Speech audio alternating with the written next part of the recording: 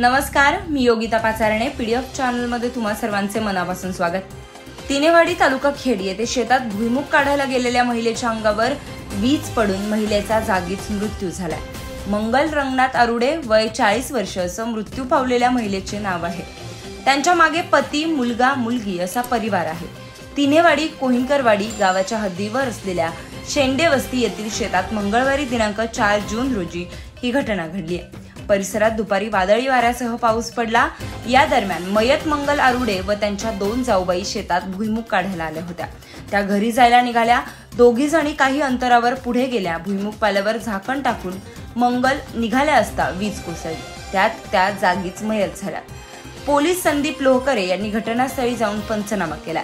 तिनेवाडीच्या सरपंच प्रतीक्षाताई Pacharne, upsarpanch Rangnath Arude, PT Arude, Nanabhau Arude, police Patil advocate Sushma Arude, Rohidas Arude, Ankush Arude, Ashok Arude, Vasant Arude, Ganesh Kohinkar, Sandeep Gadhave आदींनी मृतदेह शेतातून बाहेर काढण्यासाठी मदत केली आहे. मंगल आरुडे यांच्या दुर्दैवी मृत्यूने परिसरात हळहळ व्यक्त होते.